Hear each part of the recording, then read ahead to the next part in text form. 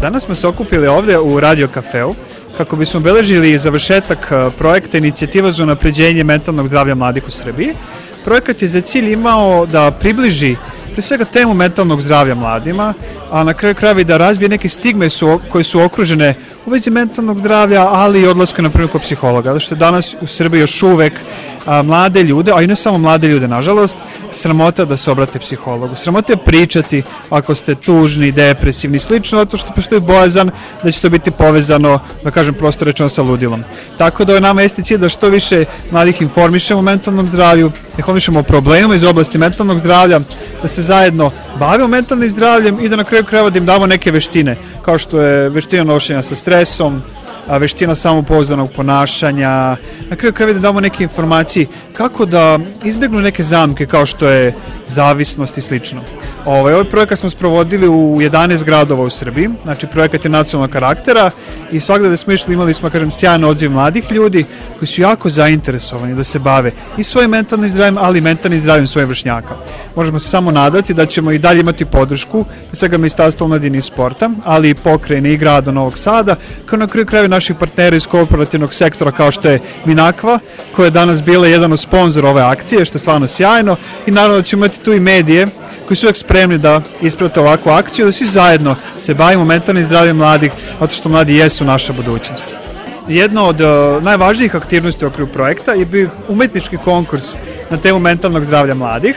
Na taj konkurs se javilo 75 mladih ljudi sa svojim radovima i radovi su stvarno bili i različite forme i različitog sadržaja. Slali su nam, znači, kratke video filmove, fotografije, slike, zatim pesme i priče. Ono što je važno reći je da su nam stigli radovi iz Dečjeg sela. Znači 10 mališana iz Dečjeg sela je poslalo svoje radove i oni su nagrađeni posebnom nagradom žirija.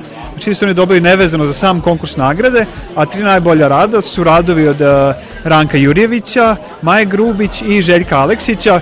Oni su stvarno, da kažem, ispunili naša 2 kriterijuma. Prvi kriterijum je bio kvalitet rada, a naravno drugi kriterijum je bio relevantnost, to je povezano sa temom konkursa, to je mentalnim zdravljem mladih.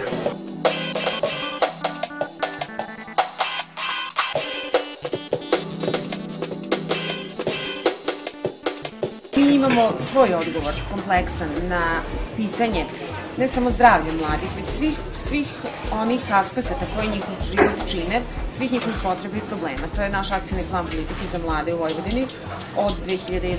do 2014. I u vezi sa mentalnim zdravljem, najpre je važno reći da mi zdravlje ne posmatramo prema tradicionalnoj definiciji odsustvu bolesti.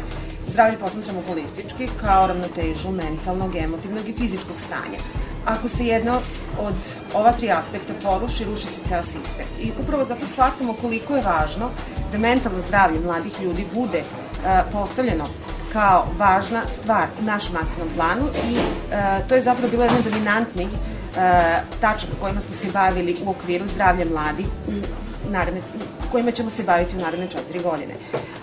Šta konkretno ćemo raditi? Pod broj 1 podržavat ćemo i razvijati postojeće i pokušati da osnovimo nove službe za psihološku podršku mladima, SOS telefone i naravno shvatamo kolika je moć i važnost internet relacije, internet mogućnosti, kao što je oblik, recimo, savjetovanja preko online, kao što smo već čuli, veoma je teško objasniti mladom čoveku da treba da se slobodi straha od toga da kaže da problem ima i da je vreme da se pozabavimo stigmatizacijom koju neminovno nosi problem mentalnog zdravlja.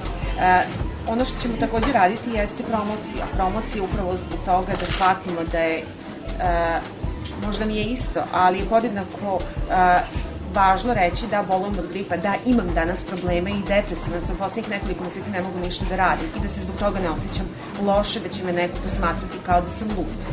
Upravo zato ćemo vršiti promociju za zaštitu mentalnog zdravlja mladih i smanjivanje diskriminacije.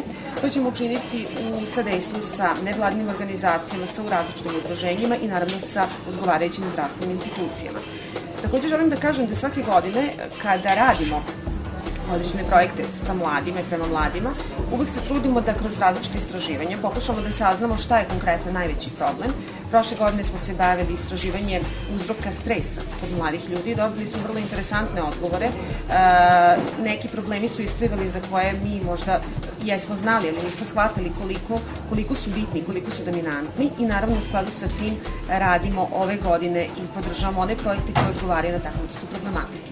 Počeši od recimo jedan od problema koji je izašao kao izuzetno velik, jeste verbalno nasilje profesora i nastavnika prema učenicima. Neprestano pričamo o nasilju u školama i o nasilju vršnjaka prema vršnjacima, ali ovo je recimo jedan od problema koji izuzetno pogađaju i zapravo troše mentalno zdravlje mladih ljudi, zato što ako vi nemate, ako se osjećate da ste gluvo nemi u školi, jer vaš problem niko ne vidi i ne čuje, niti imate prilike da ga na pravi način prezentujete pedagoško-psihološkoj službi direktoru, vi ste gluvi i nemi i vaš problem ostaje u vama i samim tim mentalno zdravlje se urušava.